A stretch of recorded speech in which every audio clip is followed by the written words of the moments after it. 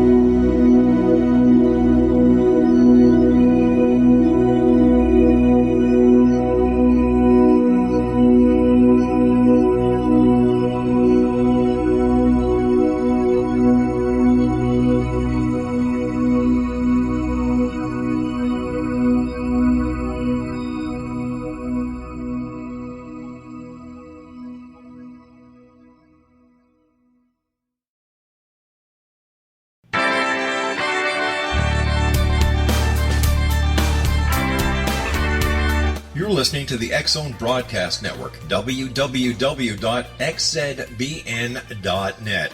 Radio's authority on the world of the paranormal and the science of parapsychology, celebrating 25 years of broadcasting. Broadcasting around the world and to the great beyond.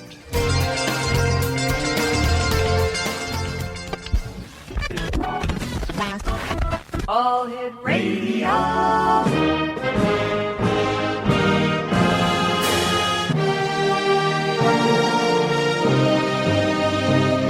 Welcome to the X-Zone, a place where fact is fiction and fiction is reality.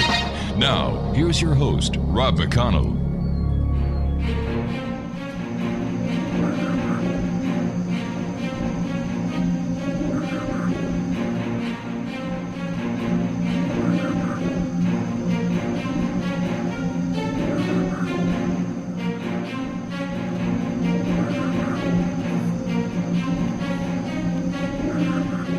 Welcome back, everyone. This is the X-Zone. I am Rob McConnell. We're coming to you from our broadcast center in Hamilton, Ontario, Canada. Worldwide, toll-free 800-610-7035. Email xzone@xzoneradiotv.com. On all social media sites, X-Zone Radio TV. And our main website where you can listen to the X-Zone, 7/24/365, as well as the live show Monday through Friday from 8 p.m. until midnight. www.xzoneradiotv.com. And don't forget, you can also watch the first season of the X-Zone TV show at xzonetv.com. My guest this hour is Donald B. Carroll. He spent his career working in fire and rescue as a district chief, academy instructor, and paramedic.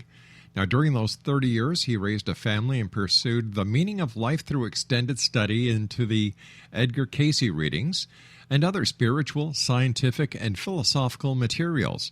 He spent 10 years researching and writing this new book, Sacred Geometry and Spiritual Symbolism, The Blueprint for Creation, which was published by Fourth Dimension Press, an imprint of ARE Press.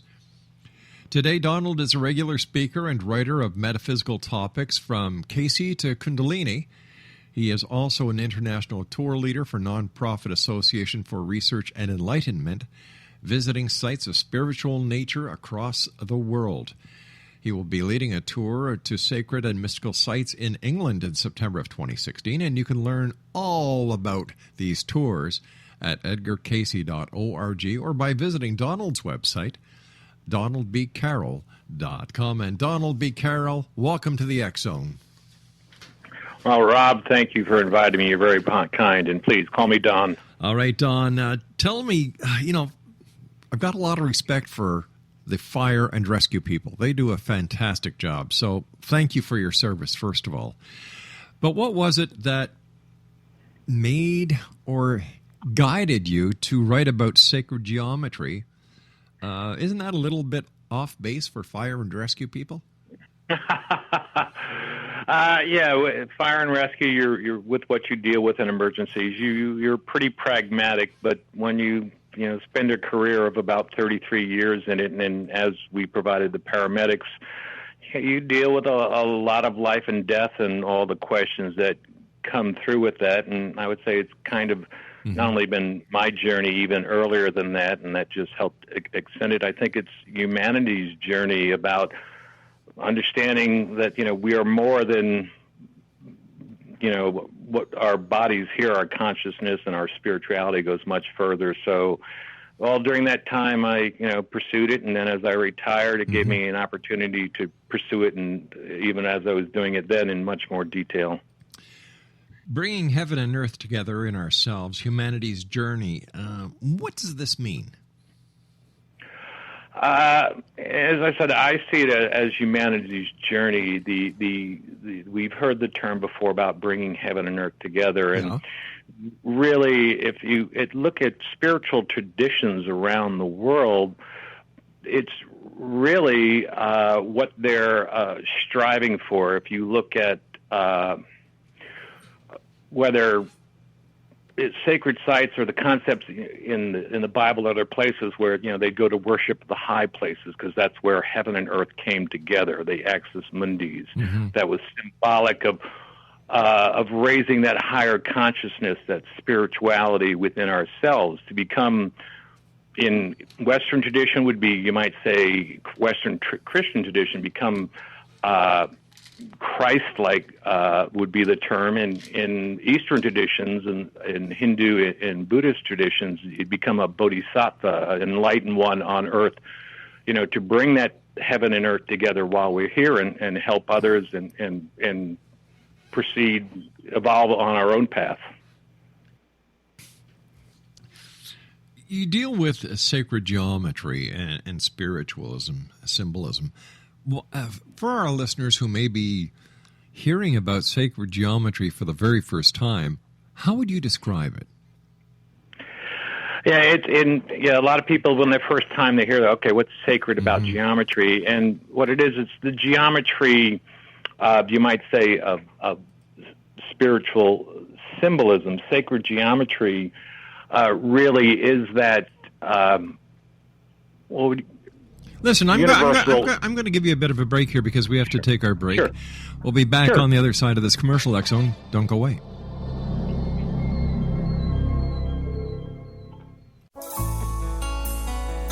Afterlife expert Roberta Grimes was the first one to say that dying can be fun.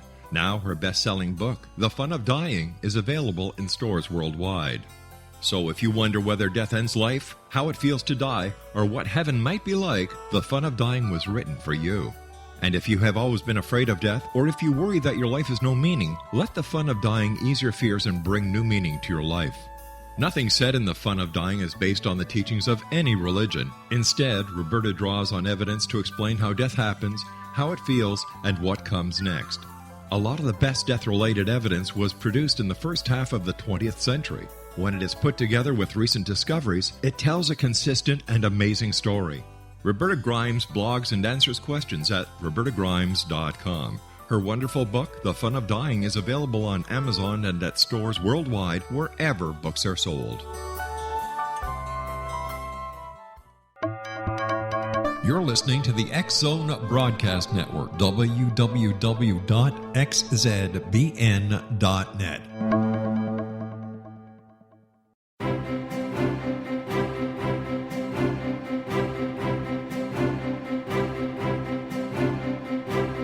While science pursues fact, magic accesses the quantum level, bridging random facts to form truth. As long as science and magic remain separate and polarized, the truth cannot be known. I'm Wilda Wiecka. Join me on the Science of Magic radio program dedicated to unification and evolution of consciousness. During each episode, I'll be speaking with experienced and respected scientists and mystics. From astrologers to astronomers, from medical doctors to shaman, the scientific method to dowsing and intuition, we will weave together information from seemingly divergent practices to promote unity and enlightenment. Join me, Wilda Wiecka, and the Science of Magic right here on the X Zone Broadcast Network. For more information, visit www.thescienceofmagic.net.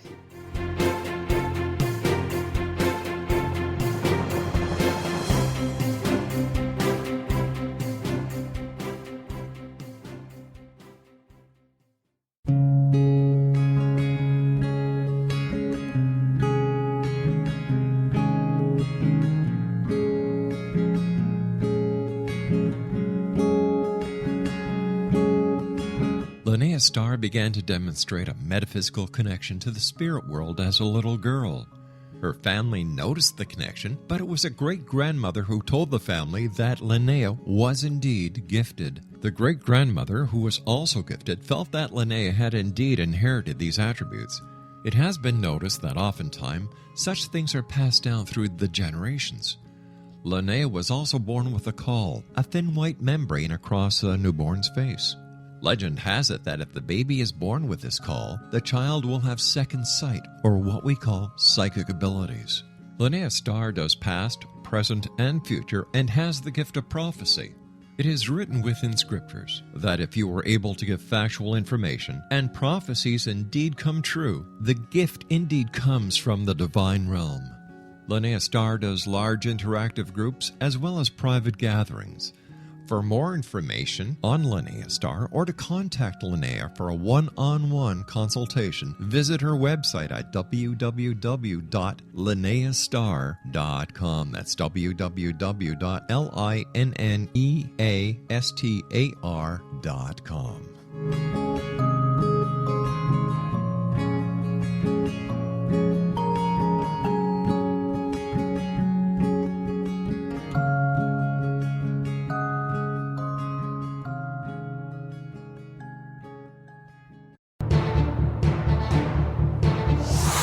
You're listening to the X Zone Broadcast Network, www.xzbn.net.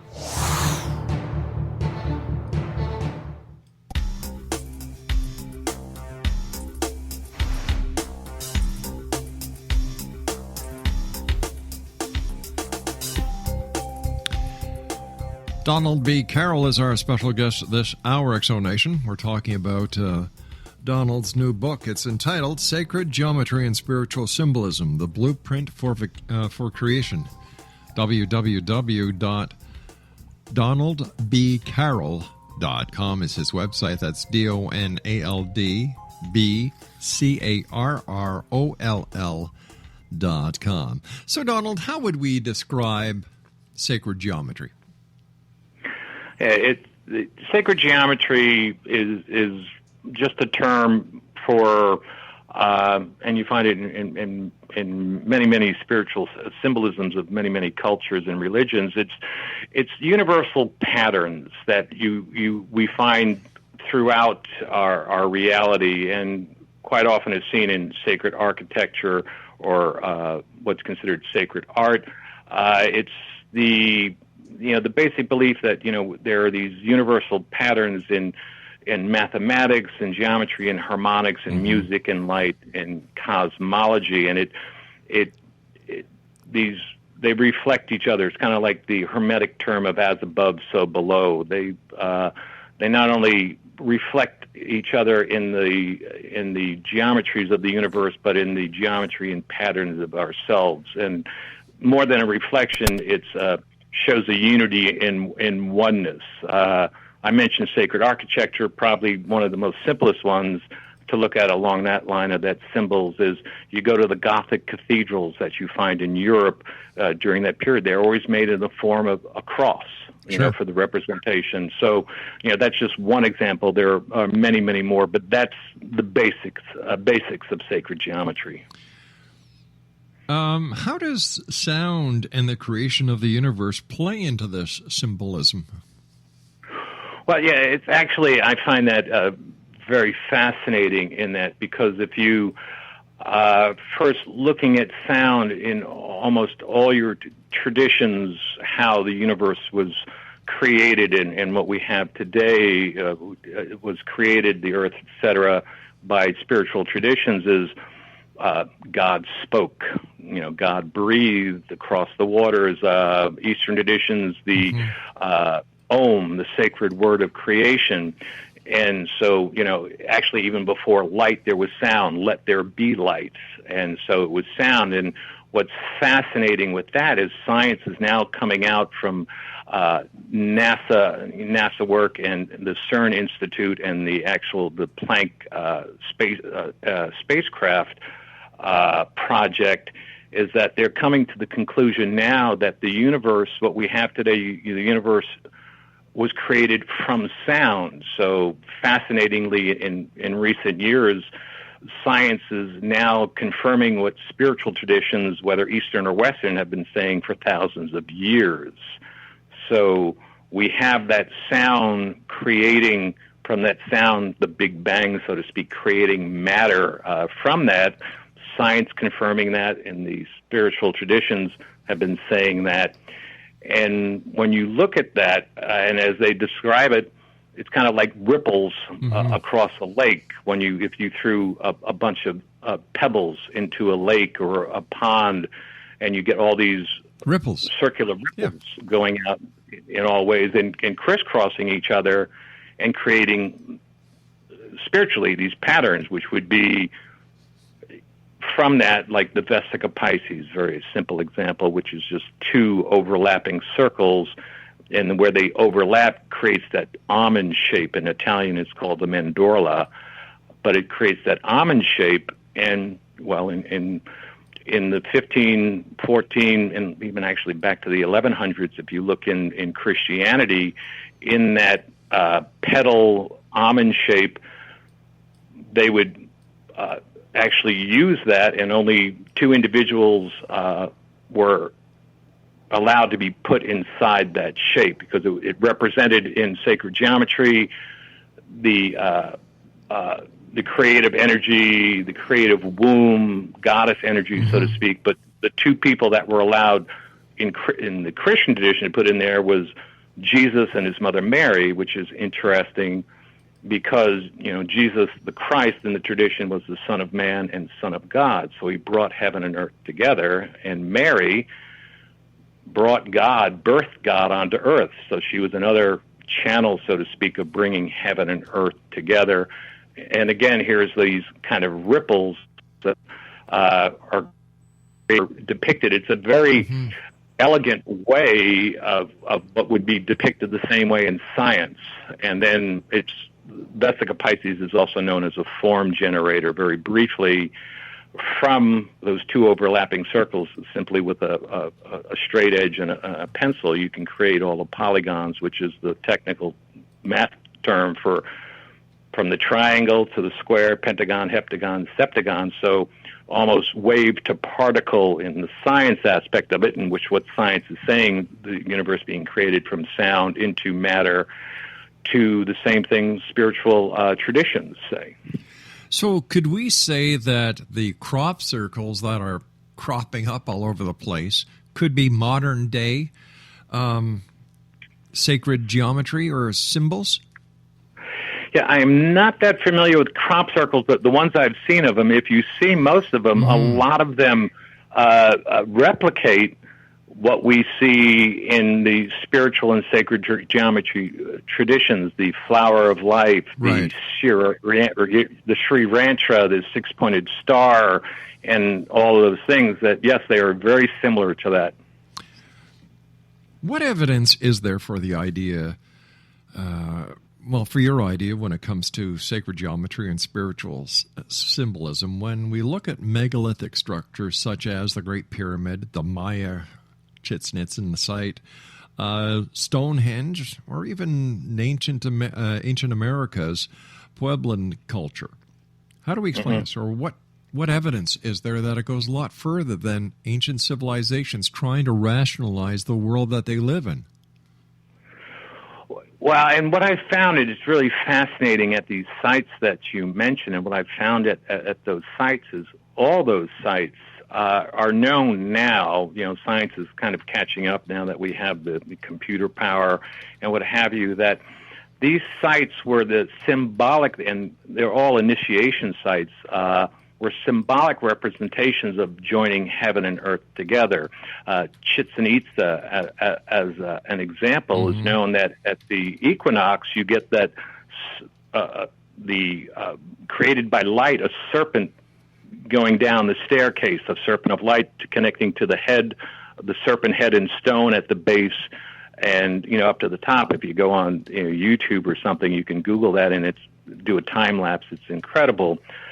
You see that. So it was a representation of physically at an initiation site, bringing heaven and earth together and to raise that within yourself. Stonehenge is known specifically as an initiation site, and it known as, all these sites have somewhere or another, astronomy connections, whether lunar, solar, stellar of some sort. They know, Gerald Hawkins wrote a great book and showed that, how the equinoxes and solstices and lunar phases are lined up in Stonehenge. I mentioned the ones at Chichen Itza, how they line the sun up. You have similar things they found with the Great Pyramid, and again, all symbolic sites to connect heaven and earth together, and as initiation sites. And the Hopi, or not the Hopi, the ancestral Pueblans, like in Chaco Canyon, were known. I mean, the archaeologists actually say there, like Pueblo Bonito, one of the great houses, was the Axis Mundi, which means, it's the Latin term of bringing heaven and earth together. That was their Axis Mundi. These were all sites to tie that. Actually, a perfect example is Machu Picchu in Peru. At the top of Machu Picchu, at the temple there, is a altar, kind of bedrock carved stone, which is known as the hitching post of the sun, because at the solstices it lines up, creates no shadow, and so they called it the hitching, to tie the sun to the earth, to bring heaven and earth together. They were representing this in these sites of temples and altars for this initiation of bringing that higher self, as I said, kind of in the Old Testament, where it writes about going to the high places in order to worship, because that was the closest to bringing heaven and earth together. How do we explain so many different cultures and so many different parts of the world have this fascination with the sun, the solstice? What's the reasoning behind this, and why the significance? Well, yeah, the sun, the moon, and many of them, specific stars, Egypt and stuff. But yeah, with the sun, particularly, and of course, it was so important for the agriculture and food. But so it was very important into life giving, and again, the connecting to the heavens. Interestingly, enough in that aspect, it's actually in many places we wouldn't expect. The birth of Jesus is December 25th, very close to the winter solstice. And the interesting part, John the Baptist, who is by Bible related, his birthday is celebrated June 24th, the other solstice, and which means when the sun stood still. So even in those places, we have those connections. And again, it's as not only the importance of giving life on earth, but the connection to the heavens and to life, and to a much higher life, a spiritual life, a heavenly life. Very interesting topic. Don, you and I have to take our news break at the bottom of the hour. Please stand by. X Zone Nation, Donald B. Carroll is our very special guest this hour. Interesting. Sacred geometry is the topic of the hour here in the X Zone. Don is the author of Sacred Geometry and Spiritual Symbolism, The Blueprint for Creation.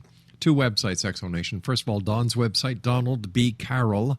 www.donaldbcarroll.com. That's www.donaldbcarroll.com. And then for our good friends at the ARC, edgarcasey.org. My name is Rob McConnell. This is the X Zone. And Don and I will be back on the other side of this news break as we continue broadcasting from our broadcast center in Hamilton, Ontario, Canada. Don't forget, you can always listen to the X Zone 724-365 at xzoneradiotv.com and watch the first season of X Zone TV, the X Zone TV show at xzonetv.com. We'll be back. Don't go away. Wouldn't you love to know the secret to everything? Well then, meet Dr. Kimberly McGeorge and her cutting-edge breakthrough knowledge that combines science with possibility. Dr. Kimberly brings real-life answers and healing to those open to alternative solutions. She teaches solution-based programs and classes that will change all areas of your life forever. Specializing in conscious creation, intuitive readings, and energy medicine, you can rapidly shift health, relationships, business, and money and abundance challenges quickly. Receive her best-selling book, Secret to Everything, at no cost by going to secrettoeverything.com/X-Zone. That's right, transformation can start now. Just go to secrettoeverything.com/X-Zone and receive Dr. Kimberly's book for free. You're listening to the X Zone Broadcast Network, www.xzbn.net.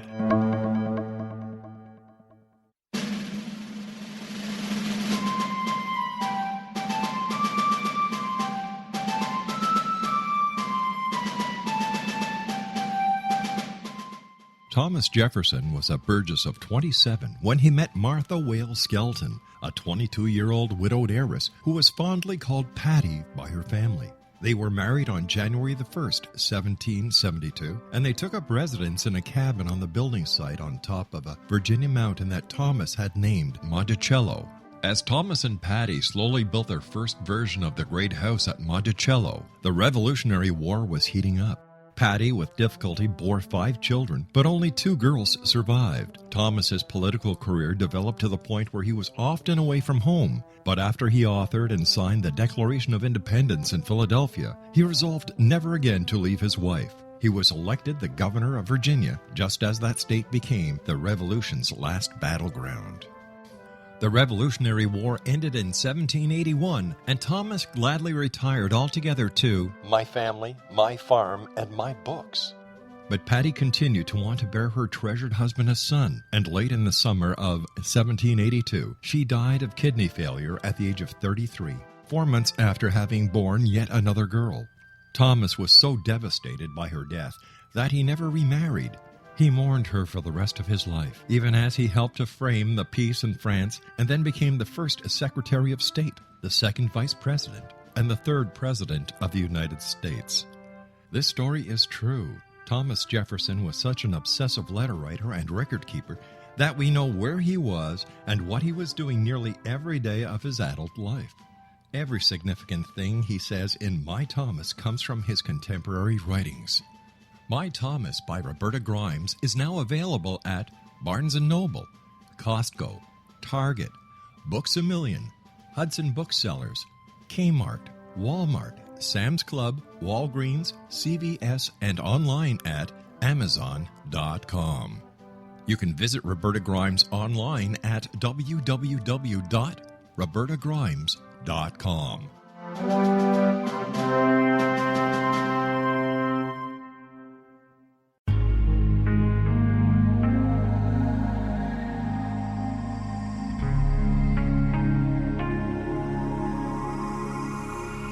The scientist and the mystic have been on an age-old, relentless search with one thing in common. They seek truth. Their paths converge in the 40,000-year-old practice of shamanism, an ancient science delving to the quantum level of life, facilitating healing, manifestation, and evolution. I'm Gwilda Wiyaka, the founder and director of Path Home Shamanic Arts School, a unique Colorado State certified occupational school training shamanic practitioners and teachers.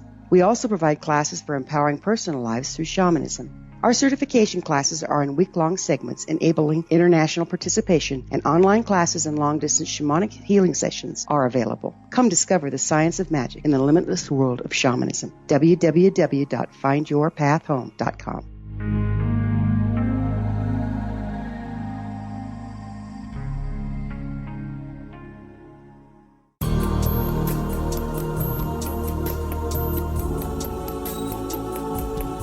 Unwilling to be the government's deadly assassin, gifted psychic Kahara Mitchell went AWOL and ended up buried under rubble in the wake of a great tsunami. She regained consciousness far from Earth on the medical ship of a Daguerreonian intergalactic fleet. Has she been rescued or abducted by aliens? The Chalice of Carrie, Kahira O'Donnell's latest paranormal science fiction romance, is the passionate story of an Earth woman and her destined mates, twin kings from another galaxy. Kahara uses her gifts fighting alongside Lords Rom and Ra in a war that will determine the destiny of galaxies. The Chalice of Carrie by Kahira O'Donnell is now available at KahiraO'Donnell.com or at Amazon.com.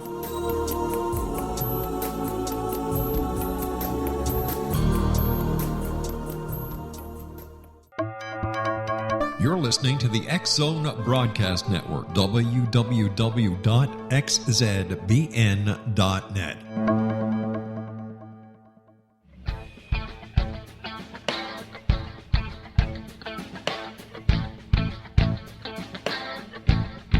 What Happened in Benghazi is revealed by Nicholas Genix, author of Obama, Islam, and Benghazi. He informs the American people that President Obama deceived them by advocating a strong foreign policy prior to the 2012 presidential election, and Hillary Clinton supported this deception.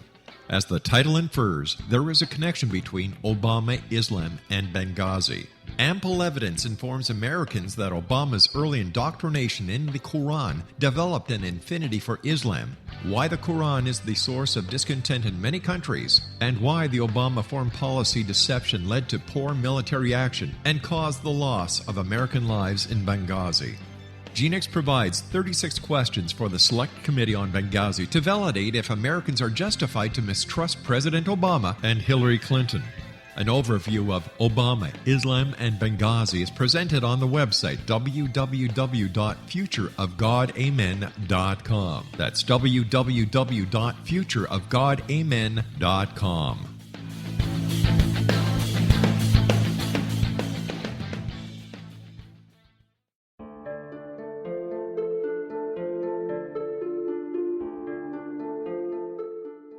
Annie Callahan, dedicated to negotiating a position for Earth within the Daguerreonian Coalition, had trained for 3 years to become an Earth ambassador.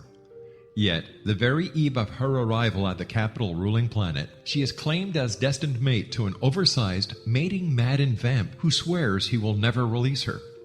Lord Aztaran, king of the Macian sector, has waited over 900 years for his destined mate. Having found her as an alpha vamp, he is unable to relinquish Annie, virtually holding her hostage until he can claim her. Yet Macians cannot survive without their mate's love. How could he strip her of her citizenship, her ambassadorship, and her freedom and expect to win her heart? With All That I Am by Kahira O'Donnell is the latest book in this exciting series, The Daguerreonian Chronicles, guaranteed to keep readers coming back for more. With All That I Am by Kahira O'Donnell is available on Amazon.com and KahiraO'Donnell.com.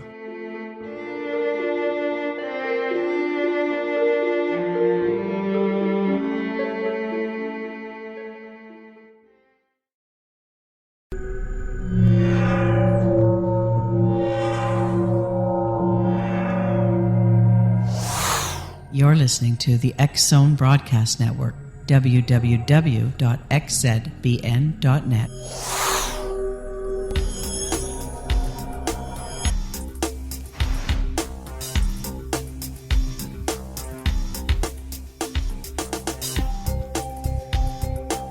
Welcome back, Exo Nation. My guest this hour, very interesting gentleman. His name is Donald B. Carroll. He spent his career in fire and rescue as a district chief, academy instructor, and paramedic. And during those 30 years, he raised a family and pursued the meaning of life through extended study into the Edgar Cayce readings and other spiritual, scientific, and philosophical materials. He's the author of Sacred Geometry and Spiritual Symbolism, The Blueprint for Creation.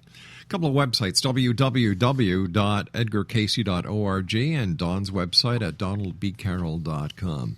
So would you say then, Donald, that sacred geometry has actually confirmed the existence of Christ? Interesting question, because that's one of those biblical archaeology versus other archaeology debate. Yeah.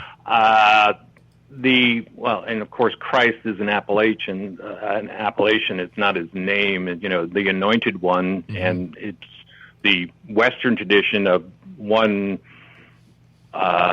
raising one's higher consciousness into the universal or God consciousness, depending on the Christ consciousness, depending on what term you want to use. Sure. In Eastern tradition, as I mentioned earlier, they would call them bodhisattvas, who have reached enlightenment on earth and helped others. For that there was a Jesus the Christ, I would say yes, but what sacred geometry does is show that concept of bringing heaven and earth together within ourselves, raising that consciousness into a Christ-like or bodhisattva type consciousness, is a theme and a goal throughout the globe, whatever spiritual philosophy you have. There's a book called Cosmic Consciousness by a gentleman by the name of Burke, written in the early 1900s, about exactly that, where he lists something like 30 people he feel, Buddha, Christ, and others or Jesus, that reached that point.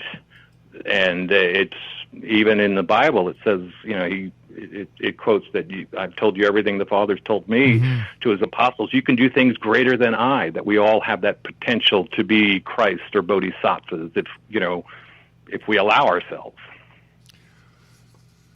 So do you think that based on the research that you've done into sacred geometry and spiritual symbolism, that there are more of these prophets or more of these spiritual leaders like Christ and like Buddha that are still to come before we reach the final plateau, before entering into the new age of spiritualism?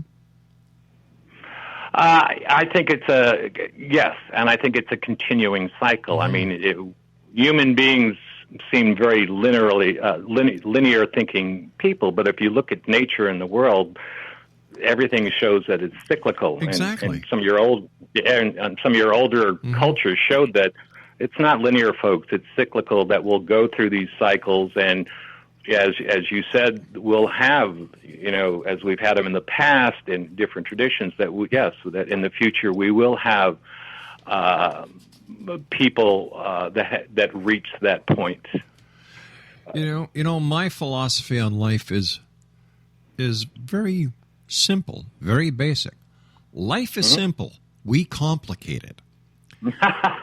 And the best example I can give you of this is Mother Nature, in all her wisdom, has been showing us from day one that life is never ending.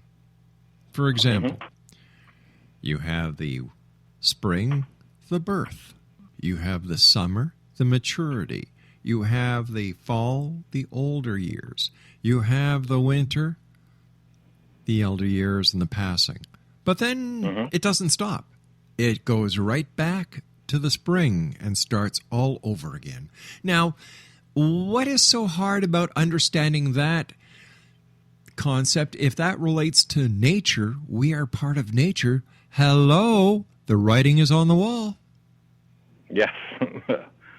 And I agree with you that it is cyclical, and it's, life, death or passing, and rebirth. And, it's the kind of thing you don't, whether you want to call it heaven or universal consciousness, you don't go there, you grow there. Yes. And you grow there through learning through multiple cycles. Actually, Teilhard de Chardin, who wrote several great books, The Human Condition, and a few others, who was a world-famous, besides a Jesuit priest, paleontologist involved with the discovery of the Peking man, wrote about our consciousness is about evolving,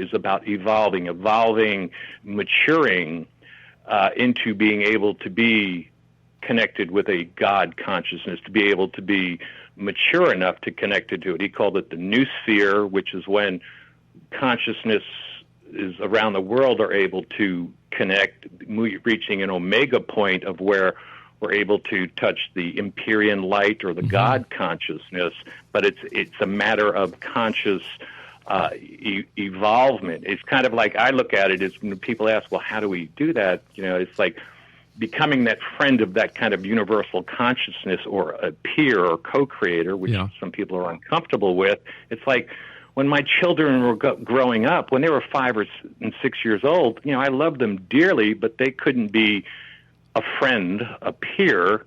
They were children, but now they're adults, and I love them as dearly, and they're friends and peers now. And our consciousness, I think, we're here to do that same evolvement, as Chardin spoke about, and others. I remember when my children were 5 and 6, they would listen. Laura and I have 6 children, and now it's our time when the children come and say, Dad, Mom, payback time. But it's true. What you're saying is so true. And let me ask you this. What would happen, in your opinion, if we were to take the past and learn more about the past and the lessons that the ancients tried to get us to understand? What kind of world do you think we would be in today? Well, a more consciously and altruistic and helper of one's brother world. And it's the irony to me, well, that's why the cycles of getting there, the irony to me is that it's really, it seems to me, hidden in plain sight. You look at so many different traditions, again, the high places, heaven and earth. Right. You look at Revelation. Revelation talks about when the New Jerusalem comes down to earth. And so it's talking about when heaven and earth come together, and that's the one tradition. They have it in Islamic tradition, they have it in Judaic tradition, the Buddhist and Hindu traditions, but it's almost so obvious we don't see it, and we get distracted on the daily toils, and we seem to take less and less time to have quiet time to ourselves, whether you want to call it reverie or meditation, to allow ourselves to have that depth. Well, it's pretty hard to have quiet times when we're inundated with data 24 hours a day. Like I was talking to somebody the other day, and then again this evening, where people look down and text instead of looking forward and seeing what's around them. And the analogy that best describes it is a cartoon that someone sent me. It's of Times Square, and there's a UFO hovering over Times Square, and these two little aliens under the UFO trying to get someone's attention to shake their hand, and everyone is just texting.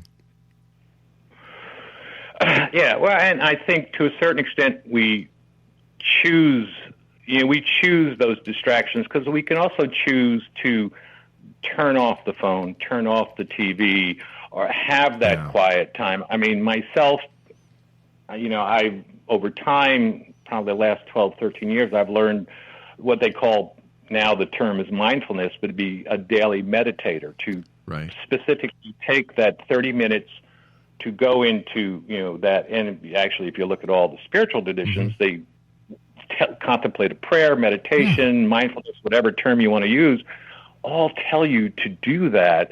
But we find the distractions, because I think part of it is that's when we really start to look at ourselves, and people seem to have a tendency, myself included, to avoid that. We have learned through history that there is an effect with the power of prayer. And it seems in today's society that less and less people are actually interested in coming together, whether it is in a church, whether it is in a field, whether it is anywhere. And if you want to call it meditation, let's call it meditation. If you want to call it prayer, let's call it prayer, whatever your preference is. You would think in these days and these times that people would be coming together to try and make that positive difference that we all can make. And I believe in the power of prayer. I believe in the power of belief. In my opinion, belief is the strongest power in the universe. So I have a problem trying to understand why people of today do not get the hint that the ancients knew only too well. Well, and even in that time, you look at the ancient histories, not everybody was getting it, so to speak. Right. Not everyone was going there. It seems probably why we go through these cycles of some are looking consciously to evolve to that, some unconsciously, subconsciously, and some are just too distracted. It's, again, going back to the analogy of children, what's the attention span of a 5 or 6 year old versus an attention span of an adult? Sure. And belief is, and not only belief, it's been proven in meditation. I find it quite interesting. It's been around for thousands of years, but prior to about the 1950s, they would tell you, oh, well, yeah, it's subjective. It's all in your head, obviously, but it's just what you're feeling.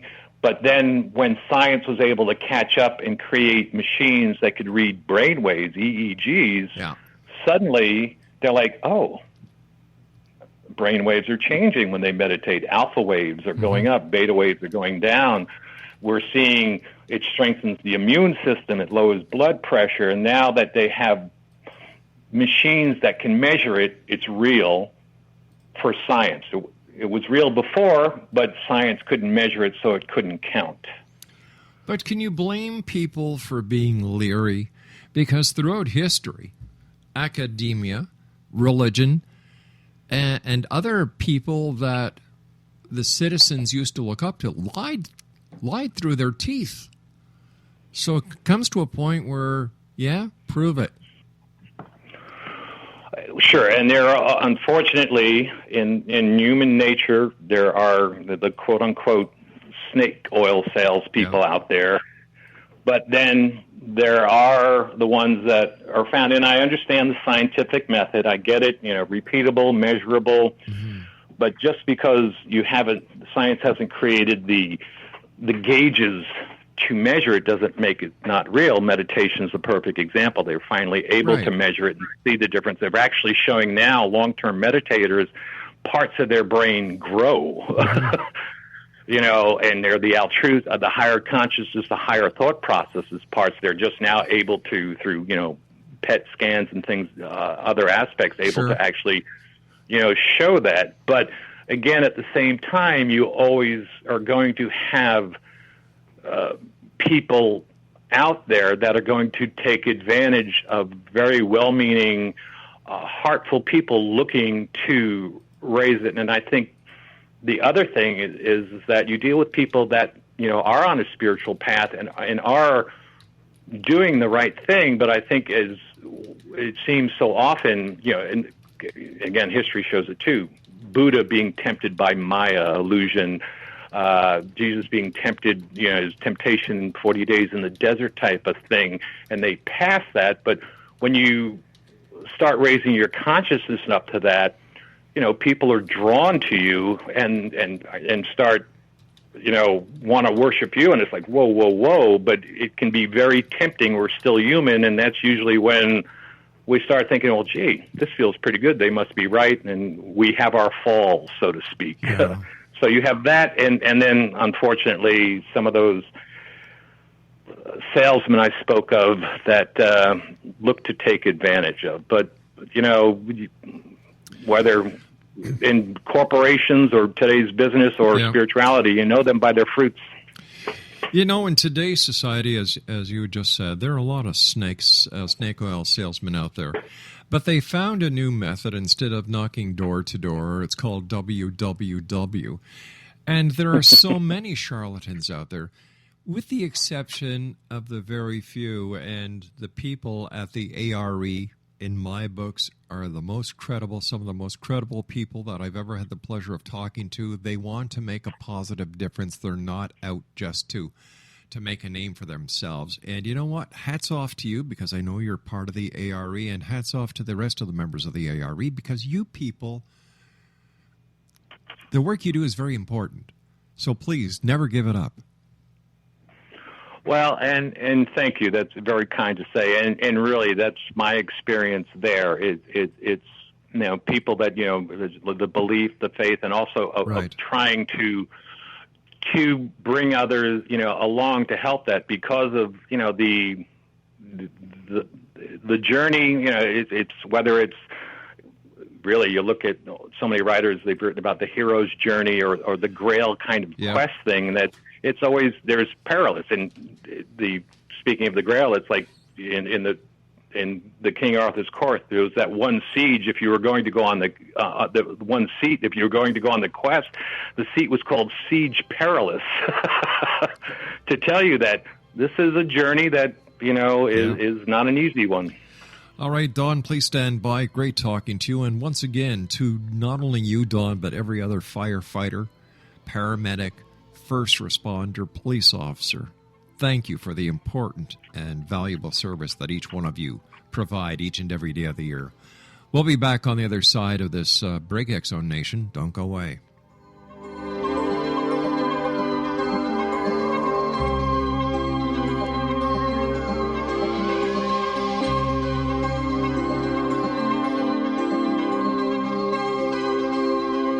Little children aren't the only ones afraid of the dark.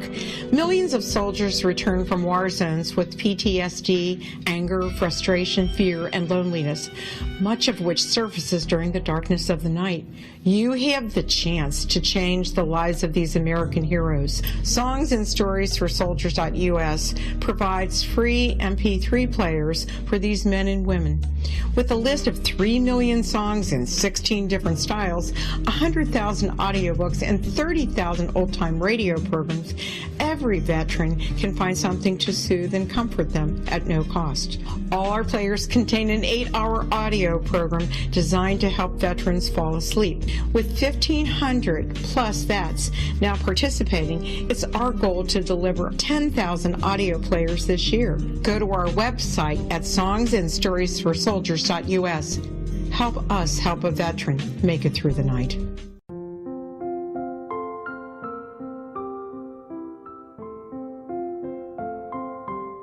I am Dr. Carl O'Helvey, founder, president of a new cancer foundation focusing on evidence-based physical, mental, and spiritual interventions, including natural cancer cures, prayer, meditation, affirmations, nutrition, and other related holistic cancer prevention and cure modalities. These are used in cancer education, research, and financing care. I ask for your help to continue this important work by donating at www.holisticcancerfoundation.com.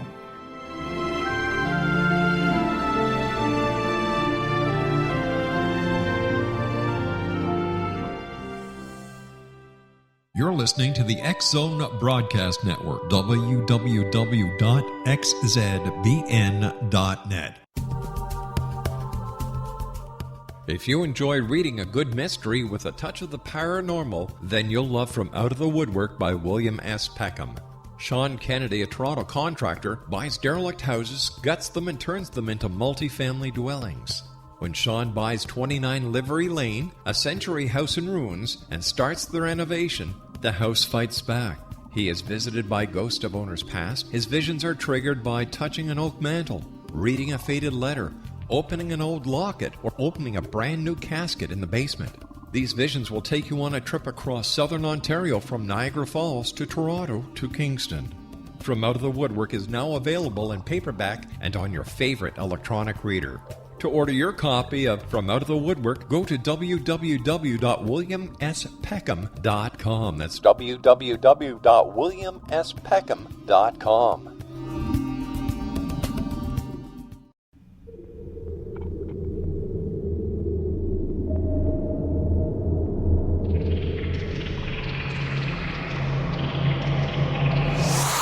You're listening to the X-Zone Broadcast Network, www.xzbn.net.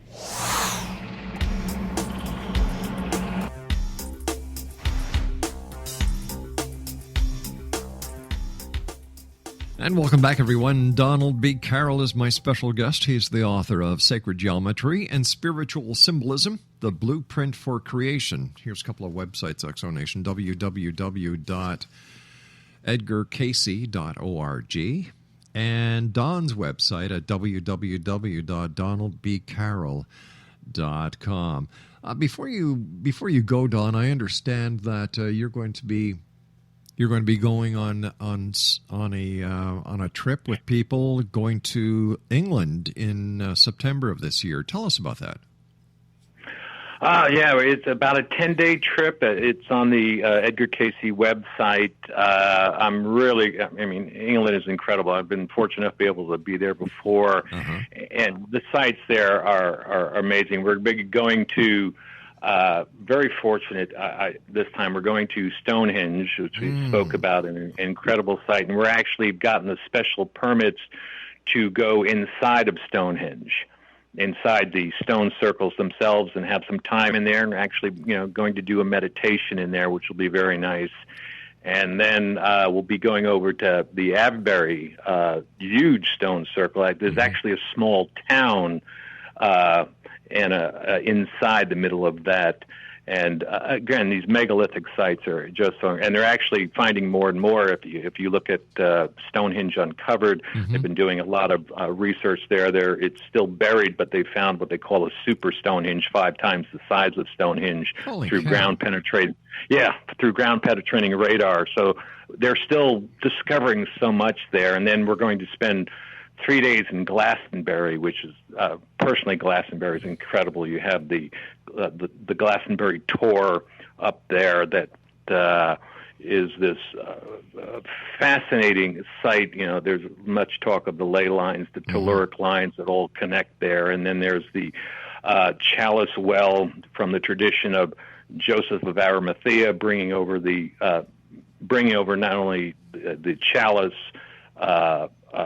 from Jesus from the Middle East, but also Mary. That's right. And then you have the Glastonbury Abbey, which is incredible. And we're going to have 3 days there, so you can really explore and appreciate the site, along with going to Stratford-on-Avon, where Shakespeare was from, and some other megalithic sites that aren't on the general path, along with Silbury Hill, which is this amazing megalithic made hill, the largest one in Europe, man-made, that's connected, evidence showing it connected to Stonehenge and the Uffington horse chalk carving in the side of one of the mountains there. It's just, it's really, there is the ancient sites in England are really, and the history there is really incredible. Fascinating. Don, thank you ever so much for coming on the show tonight. It's been a great pleasure talking to you. Come on, give your book a final plug in your websites. Come on, you can do it. Well, yeah, thank you. Yeah, I'm not the best at that. It's it was 10 years of research, probably a lot of it trying to prove myself wrong, but it's about, sacred geometry and spiritual symbolism, and how it creates this blueprint of creation. And my website, www.donaldbcarroll.com, which I've written other articles that I've posted on there, and the Edgar Cayce website, where there's some of the stuff I've written on there, edgarcayce.org, along with the information for that England tour coming up this September. Don, take care of yourself. Congratulations on a book well done. It's been a pleasure talking to you, and please, my very best to all the great people at the ARE. I will, Rob. Thank you very much. Good night, sir. I'll be back on the other side of this commercial break, Exo Nation, as we continue live and around the world from our broadcast center in Hamilton.